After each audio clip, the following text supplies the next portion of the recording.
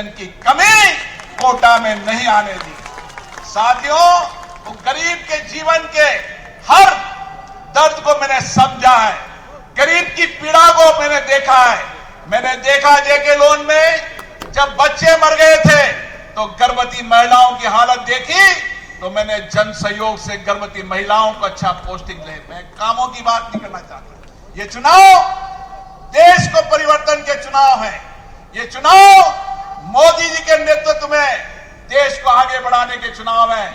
और इसीलिए मैं फिर आपकी से आशीर्वाद मांगने आया हूं। मैं आपका बेटा हूं, आपका भाई हूं। इसी धरती से मैंने राजनीतिक जीवन शुरू किया है और मैं कभी इस धरती के प्यार आशीर्वाद को कभी नहीं भूल सकता। मैं जितने चुनाव लड़े, हर चुनाव में आपने मुझे प्यार दिया, आशीर्वाद दिया है और आपकी आशीर्वाद ही मेरी ताकत रही है। और मैंने कोशिश की है कि आपके विश्वास, भरोसे को कायम रखूं। मैं पुनः आपसे आशीर्वाद मांगने आया हूं। आप सब लोग आज बड़ी तादाद में मुझे नामांकन पर आशीर्वाद देने आए और 26 तारीख को पूरी ताकत से मतदान देकर हम नरेंद्र मोदी जी को तीसरे कार्यकाल में 400 से पार अधिक सीटें देकर लोकतंत्र में नई इतिहास रखेंगे। आप सभी को बहुत बहुत प्रणाम, धन्यवाद।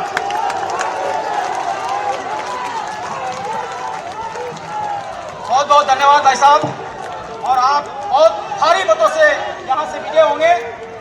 और अब मैं आपके बीच में हमारे राजस्थान के यशस्वी मुख्यमंत्री जी, जिन्होंने बहुत ही कम समय में अपने सारे घोषणा पत्र के वादे पूरे किए हैं, मैं माननीय भजन लाल जी शर्मा को आमंत्रित करता हूं कि इस कोटा बूंदी क्षेत्र की जनता जनार्दन को आप आशीर्वचन प्रदान करें। तालियां बजाएं जोरदार तरीके से। भारतीय जनता पार्टी जिंदाबाद, भजन लाल शर्मा जिंदाबाद,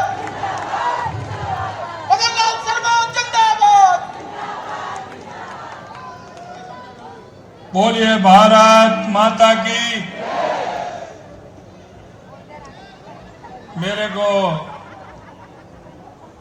जहां तक दिखाई दे रहा है, ऐसा लग रहा है कि पूरा कोटा लोकसभा क्षेत्र ओम बिरला जी के नामांकन में उमड़ पड़ा है। बोलिए भारत माता की, भारत माता की, भारत माता की। आज के इस हमारे लोकसभा के अध्यक्ष और आपके लाडले सांसद और कोटा के प्रत्याशी सम्मानीय ओम बिरला जी के आज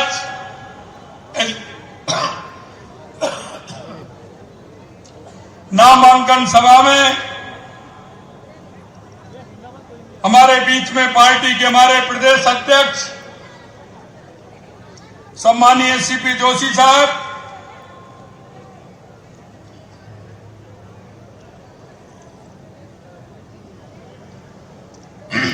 मेरे साथ कैबिनेट में मेरे साथी प्रदेश के उप मुख्यमंत्री सम्मानीय प्रेमचंद जी बैरवा साहब, कैबिनेट में हमारे साथी माननीय डॉक्टर किरोड़ीलाल जी मीणा साहब, मदन दिलावर जी, हीरालाल जी नागर साहब, इस क्लस्टर के प्रभारी भाई प्रभुलाल जी सैनी साहब, मंच पर विराजमान सभी नेतागण,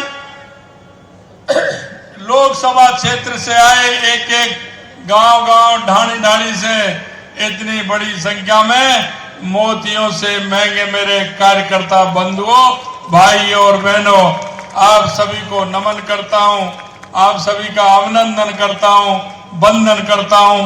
आप सभी को बहुत बहुत धन्यवाद। मित्रों, आपने देखा हो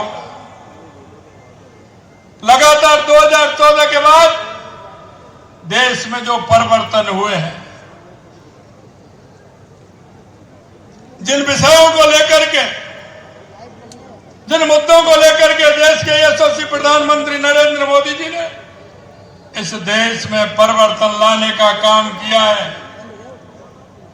पूरे देश के अंदर एक अवधारणा बनी हुई थी कि राजनीतिक दल आते थे, चुनाव के अंदर झूठे वायदे करके चले जाते थे, भ्रष्टाचार की कहानियां लिखी जाती थी, आतंकवाद से देश परेशान था, तुष्टीकरण के आधार पर देश को चलाते थे। मैं आपसे कहना चाहता हूं 2014 के बाद देश का मिजाज बदलने का काम देश के यशस्वी प्रधानमंत्री नरेंद्र मोदी जी ने किया। उन्होंने ऐसे राजनेताओं को भी और राजनीतिक पार्टियों को भी बदलने के लिए मजबूर कर दिया है कि ये झूठ अब चलने वाला नहीं है। इस कांग्रेस ने 7 दशक तक गरीबी के नाम पर वोट मांगा था, गरीबी के नाम पर इन्होंने गरीबों को ठगने का काम किया था। इन्होंने आखंड में कांग्रेस भ्रष्टाचार से डूबी हुई थी। अगर इस देश में कोई भ्रष्टाचार की जननी है तो वो कांग्रेस पार्टी है। इन्होंने हर जगह भ्रष्टाचार किया है। 2014 से पहले के अखबार आपने देखे होंगे। 2004 से लेकर के 2014 का शासन भी आपने देखा होगा। आए दिन भ्रष्टाचार की इबादत लिखी जाती थी। कितने बड़े भ्रष्टाचार होते थे।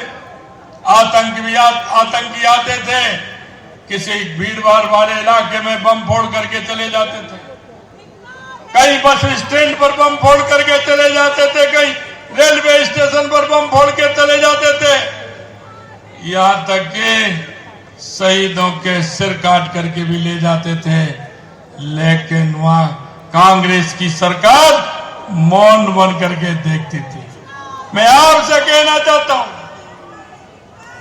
अगर पुरी और पुलवामा का अगर उन्होंने करने का एहसास किया तो देश के यशस्वी प्रधानमंत्री नरेंद्र मोदी जी ने और सेना ने घुसकर जवाब देने का काम हमारी सेना ने किया।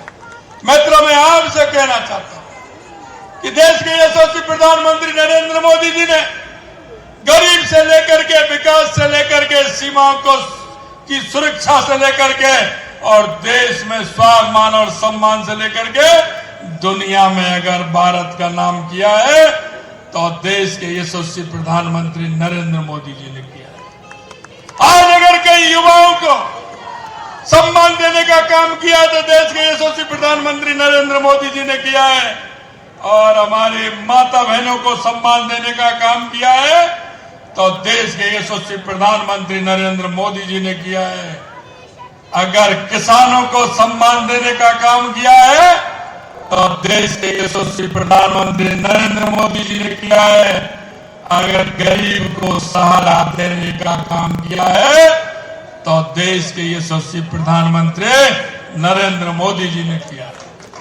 मित्रों, मैं आपसे कहना चाहता हूं, इस कांग्रेस की राजस्थान की सरकार जिस तरह से उन्होंने भ्रष्टाचार किया, जिस तरह से आए दिन युवाओं के सपनों को तोड़ने का काम किया, 19 पेपर में से 17 पेपर लीक करने का काम इस राजस्थान की सरकार ने किया। और हम आपसे कहना चाहते हैं, हमने वायदा किया था, राजस्थान की जनता से हमने वायदा किया था कि जिन्होंने युवाओं के आंखों में आंसू लाया है, जिन्होंने युवाओं के सपने को तोड़ा है, हम उनको किसी भी कीमत पर छोड़ने वाले नहीं है, किसी भी कीमत पर छोड़ने वाले नहीं है। आप देख रहे हो आए दिन उनकी गिरफ्तारी हो रही है और हम आपसे कहना चाहते हैं, वो कितना भी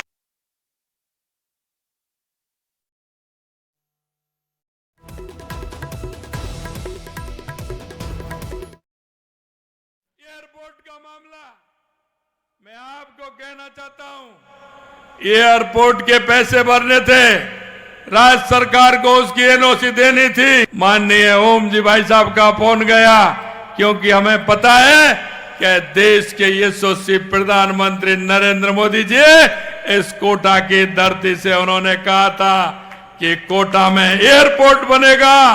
मैं आपको विश्वास दिलाता हूं, सरकार बनने के 20 दिन बाद 48 करोड़ रुपए हमने जमा कराने का काम किया और हमने सारी बाधाएं दूर करने का काम किया। क्योंकि आप जानते हो मोदी जी की गारंटी यानी पूरा होने की गारंटी, यानी पूरा होने की गारंटी। मैं आपको यह विश्वास दिलाता हूं, सारी बाधाएं दूर करके धरती पे जो देश के यशस्वी प्रधानमंत्री नरेंद्र मोदी जी ने कहा है वो गारंटी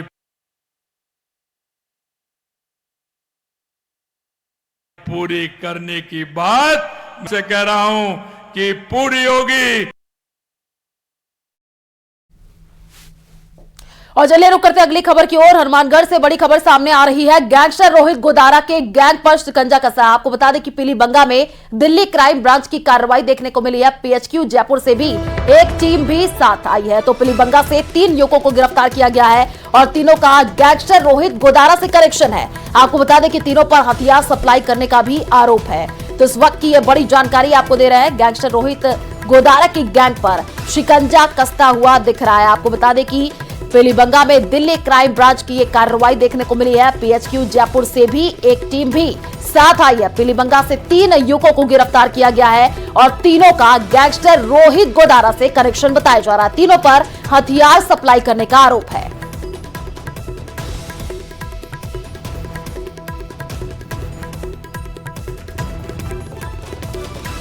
तो गैंगस्टर रोहित गोदारा के गैंग पर शिकंजा कस रहा है। आपको बता दें ये बड़ी अपडेट जो निकल करके सामने आ रही है। पीलीबंगा में दिल्ली क्राइम ब्रांच की कार्रवाई और पीएचक्यू जयपुर से भी एक टीम भी साथ आई है और पीलीबंगा से 3 युवकों को गिरफ्तार कर लिया गया है जिनसे पूछताछ की जा रही है। और आपको बता दें कि तीनों का गैंगस्टर रोहित गोदारा से कनेक्शन बताया जा रहा है और तीनों पर हथियार सप्लाई करने का भी आरोप है। तो ये बड़ी जानकारी आपको दे रहे हैं हनुमानगढ़ से, जहां पर गैंगस्टर रोहित गोदारा के गैंग पर अब शिकंजा कसता हुआ दिख रहा है। पीलीबंगा में दिल्ली क्राइम ब्रांच की ये कार्रवाई देखने को मिली है। और खुद के अपहरण की फर्जी कहानी रच करके अपने ही पिता से 30 लाख रुपए की फिरौती मांग करने वाली कोचिंग छात्रा और उसके साथी को पुलिस ने इंदौर से पकड़ा है। करीब 15 दिनों से छात्रा को दस्तयाब करना 2 राज्यों की पुलिस के लिए एक चुनौती बनी हुई थी। देखिए रिपोर्ट।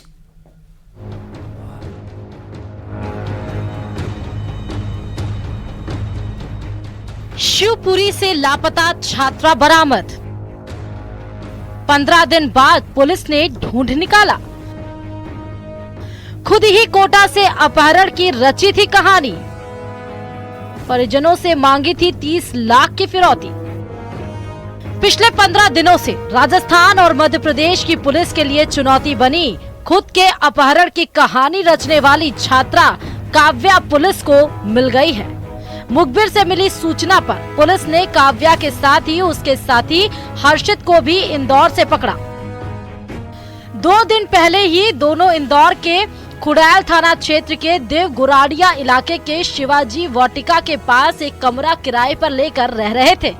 पुलिस काव्या और उसके मित्र हर्षित को ढूंढकर थाने ले आई। इंदौर क्राइम ब्रांच पुलिस ने कोटा पुलिस को दोनों के दस्तयाब होने की जानकारी साझा कर दी है। अब कोटा पुलिस इनसे आगे की पूछताछ करेगी। कोई सुराग नहीं मिला था। इसमें क्राइम ब्रांच और कोटा पुलिस लगातार प्रयास कर रही थी। इसी सूचना पर जो खुड़ैल थाना क्षेत्र के अंतर्गत देवगुराड़िया से आगे एक शिवाजी वाटिका है, वहां पर ऐसी सूचना मिली थी। सूचना मिलने पर वहां से इन दोनों को, एक हर्षित और एक जो लड़की है काव्या, उन दोनों को वहां से उनको दस्तयाब कर लिया गया है। विदेश जाने के लिए खुद काव्या ने अपने दोस्त हर्षित के साथ मिलकर अपहरण की झूठी कहानी का ताना बाना बुना। इसके लिए उन्होंने घर वालों से कहा कि वो कोचिंग के लिए कोटा जा रही है, लेकिन 18 मार्च को राजस्थान से लेकर मध्य प्रदेश तक उस वक्त हड़कंप मच गया था जब शिवपुरी की रहने वाली काव्या धाकड़ की कुछ तस्वीरें सामने आई। इन तस्वीरों में काव्या बंधी हुई थी। उसके बाद उसके पिता रघुवीर से किसी ने 30 लाख रुपए की फिरौती मांगी। पुलिस ने जब तहकीकात की तो झूठे अपहरण की कहानी की परतें खुलती गईं। दोनों को पकड़ने के लिए पुलिस दिन रात जगह जगह दबिश दे रही थी, लेकिन पुलिस के पहुंचने से पहले ही दोनों अपना ठिकाना बदल देते थे। इन दोनों ने अमृतसर में काफी समय बिताया। इनके पास पैसा नहीं था तो गुरुद्वारे में भी रहे। 2 दिन पहले ही दोनों इंदौर लौटे, लेकिन इससे पहले कि इस बार ये अपना ठिकाना बदल पाते, पुलिस ने इन्हें पकड़ लिया। एक्चुअली जिन इलाकों में हम पहले सर्च कर चुके थे उसी इलाके में ये लड़की मिली है।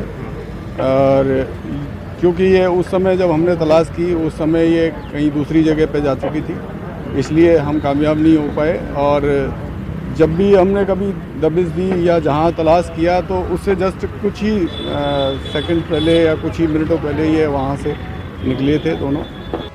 कोटा पुलिस अब दोनों को कोटा लाकर पूछताछ करेगी, जिसमें इस झूठे अपहरण कांड की पूरी सच्चाई सामने आएगी। अब कोटा शहर पुलिस को एक बड़ी कामयाबी हासिल हुई है। इंदौर पुलिस के सहयोग से छात्रा को इंदौर से दस्तयाब कर लिया गया, लेकिन बड़ा सवाल कि कोचिंग नगरी में इस तरह की वारदातों को छात्र और छात्राएं क्यों अंजाम दे रहे हैं। छात्रा को दस्तयाब करने के बाद अब कोटा शहर लाया जाएगा और पुलिस पूछताछ के दौरान परत दर परत कई चौंकाने वाले खुलासे करेगी, लेकिन फिलहाल छात्रा को दस्तयाब करने के बाद कोटा शहर लाया जा रहा है। छात्रा ने खुद ही किडनैपिंग की कहानी रची और अपने ही पिता से 30 लाख रुपए की फिरौती की डिमांड कर डाली। सिटी एसपी डॉक्टर अमृता धून ने इस मामले का पहले ही पर्दाफाश कर दिया था कि छात्रा ने खुद ही 30 लाख रुपए की फिरौती की डिमांड कर एक झूठी कहानी रची थी। इस मामले में छात्रा के साथ फिलहाल किसी तरह का कोई अपराध कारित नहीं किया गया। कोटा से न्यूज़ 18 राजस्थान के लिए ओम प्रकाश मारू। और चलिए रुक करते अगली खबर की ओर। धौलपुर के रिहायशी इलाके में पैंथर घुसा। आपको बता दें कि करीब 20 घंटे के बाद पैंथर को पकड़ा गया है। सवाई माधोपुर से आई वन विभाग की टीम ने पकड़ा है। वन विभाग की टीम ने पैंथर को ट्रैंकुलाइज किया और मकान की सीढ़ियों के नीचे से पैंथर को बाहर निकाला गया। यह तस्वीर हम आपको टीवी स्क्रीन पर दिखा रहे हैं। देखिए, इसी पैंथर को ट्रैंकुलाइज किया गया और करीब 20 घंटे के बाद से पैंथर को बाहर निकाला गया। तो धौलपुर के रिहायशी इलाके में यह पैंथर घुसा था और काफी मशक्कत करनी पड़ी इस पैंथर को बाहर निकालने में। तस्वीर हम आपको टीवी स्क्रीन पर दिखा रहा है। ये पैंथर आपको नजर आ रहा है जो कि यहाँ पर छिपा हुआ था। उसके बाद से जैसे ही सूचना मिली वन विभाग की टीम पहुंची और इस पैंथर को पकड़ लिया गया। अभी आगे जो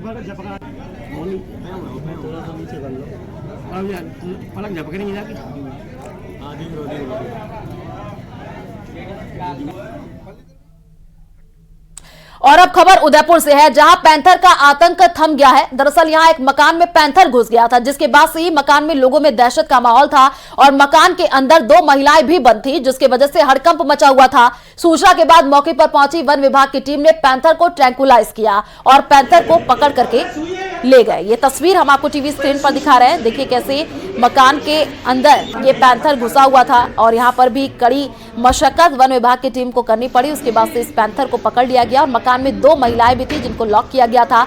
जैसे ही सूचना मिली वन विभाग को तो वन विभाग की टीम पहुंची और पैंथर को ट्रैंकुलाइज किया गया। ये तस्वीर हम आपको दिखा रहे हैं। यहाँ पर ये देखिए, यही वो पैंथर है जो कि घर के भीतर ही घुस गया था और सीढ़ियों पर छिपा हुआ था। उसके बाद से वन विभाग की टीम पहुंची और काफी मशक्कत के बाद से इस पैंथर को ट्रैंकुलाइज कर लिया गया।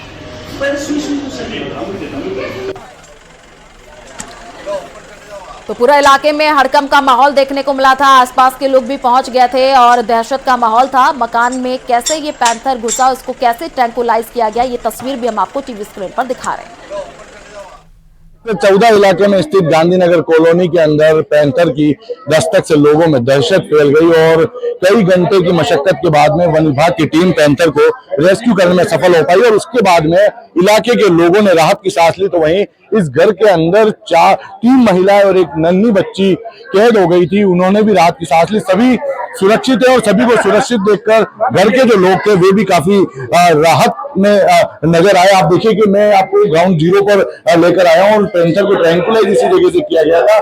ये वो जाली है, इसी के अंदर एक बेडरूम है और बेडरूम के अंदर घर के 4 सदस्य कैद थे। पैंथर को यहीं से किचन की विंडो से जब घर की एक महिला ने देखा तो उसके बाद में अपने आप को उसी बेडरूम में कैद कर लिया। फिर वन विभाग की टीम में आप देखिए जाली को काटा गया ताकि गन का मुंह बाहर निकले, यहीं से ट्रैंकुलाइज किया गया और ट्रैंकुलाइज के बाद में पैंथर सीढ़ियों पर इसी जगह नीचे आकर गिरा। उससे पहले वन विभाग की टीम ने पूरी एहतियात बरती थी और ये जो बाहर निकलने का रास्ता है यहाँ पर प्लाई लगाई गई, जाल लगा दिया गया ताकि पैंथर भाग ना सके। और पैंथर का मूवमेंट लगातार इस जगह से लेकर इस सीढ़ियों पर जहां समय चल रहा है इसी सीढ़ियों पर पैंथर का लगातार मूवमेंट बना हुआ था। लगातार पैंथर यहाँ पर आक्रोशित होकर झपट्टे मार रहा था और 2 बार पैंथर ने इसी जाली से झपट्टा मारने की कोशिश की, बाहर निकलने की कोशिश की, लेकिन यहाँ आप देखिए पैंथर क्योंकि काफी उम्र दराज बताया जा रहा है कि 8 से 10 साल उम्र हो सकती है पैंथर की, वो यहाँ से बाहर नहीं निकल पाया। और जब पैंथर ने यहाँ से झपट्टा मारा उसी समय इस बात की पुष्टि हुई। इससे पहले पैंथर पीछे ये जो कोठी और ये जो इलाका नजर आ रहा है यहीं पर पैंथर छुपा रहा काफी देर तक, लोगों की नजरों से छुपने की कोशिश की, लेकिन जब वन विभाग सीट पर आया है। बदायूं लोकसभा सीट से समाजवादी पार्टी ने शिवपाल यादव को टिकट दिया था, लेकिन शिवपाल यादव ने बेटे आदित्य को टिकट देने की मांग कर खुद की दावेदारी को ठुकरा दिया। ऐसे में अखिलेश की टेंशन बढ़ गई है। देखिए रिपोर्ट।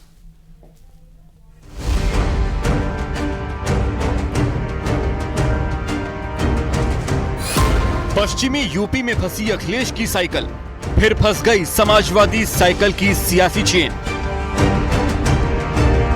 लोकसभा चुनाव में अखिलेश की मुश्किलें कतई कम होने का नाम नहीं ले रही हैं। पश्चिमी उत्तर प्रदेश में पहले मुरादाबाद, फिर रामपुर और फिर मेरठ में प्रत्याशियों को लेकर अखिलेश की टेंशन अभी कम भी नहीं हुई थी कि तमाम गुणा गणित के बाद अखिलेश को आखिरी मौके पर उम्मीदवार बदलने पड़े।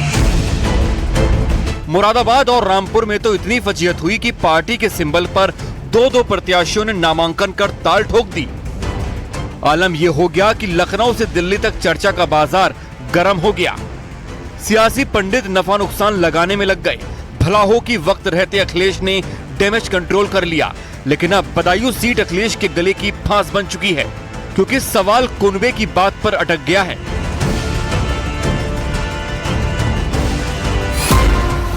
चाचा की गुगली में फंसा भतीजा, शिवपाल यादव ने दी अखिलेश को टेंशन। अखिलेश यादव ने बड़ा भरोसा जताया था चाचा शिवपाल पर। भाई धर्मेंद्र यादव का टिकट काटकर चाचा को यूपी के बदायूं से टिकट दिया था। उम्मीद जताई गई थी कि बदायूं से ही चाचा पूरे पश्चिमी यूपी को साध लेंगे। चाचा शिवपाल साइकिल का हैंडल खुद पकड़ लेंगे तो पूरे यूपी में साइकिल को नई रफ्तार मिलेगी। लेकिन चुनावी चौसर में चाचा ने ऐसी चाल चली कि भतीजे अखिलेश फंस कर रह गए। सारी उम्मीदें धरी रह गईं। दिल के अरमान चंद सेकंड में चकनाचूर हो गए। जब टिकट मिलने के बाद शिवपाल यादव बदायूं लोकसभा सीट के बबराला पहुंचे और वहां चुनावी मंच से चाचा शिवपाल ने ऐलान बदायूं की सीट छोड़ने का कर दिया। साथ ही बेटे आदित्य यादव को प्रत्याशी बनाने का प्रस्ताव रख दिया। देखिए, यहाँ सम्मेलन में तो प्रस्ताव पास कर ही दिया है। तो जब प्रस्ताव सम्मेलन ने पूरे कार्यकर्ताओं ने कर दिया है, अब ये प्रस्ताव जाएगा राष्ट्रीय नेतृत्व के पास। तो अब राष्ट्रीय नेतृत्व भी सहमति मिल जानी चाहिए। बेटे को लेकर टिकट की कुर्बानी देने वाले शिवपाल यादव इसे रणनीति का हिस्सा बता रहे हैं। ये देखिए, कुछ रणनीति के हिस्से होते हैं। अब वो रणनीति तो आपको तो नहीं बता दी जाएगी। रणनीति को रणनीति रहने दो। हम चुनाव लड़ेंगे भी, लड़ाएंगे भी, इसकी चिंता मत। फिर कलह में फंसा अखिलेश का कुनबा। पारिवारिक कलह करेगी साइकिल पंचर। शिवपाल ने बदायूं से बेटे के नाम का प्रस्ताव रखा तो उसे भाई धर्मेंद्र यादव ने अपना समर्थन देने में देर नहीं की। हालांकि चाचा के साथ ट्यूनिंग की टेंशन बताकर साइकिल के कुनबे में नई कलह के संकेत दे दिए। बिल्कुल, जो भी पार्टी का फैसला होगा मैं तो और खुशी होगी। चाचा के लिए काम करने में थोड़ा सा एक हिचक रहती, आदित्य के लिए और ज्यादा काम करेंगे। अब इसे धर्मेंद्र की टिकट कटने की कसक कहें या वाकई चाचा शिवपाल को लेकर कुनबे में कलह है, या ये कहें कि शिवपाल यादव का मन बस लखनऊ की राजनीति में ही रमता है, उन्हें दिल्ली की सियासी फिजा पसंद नहीं।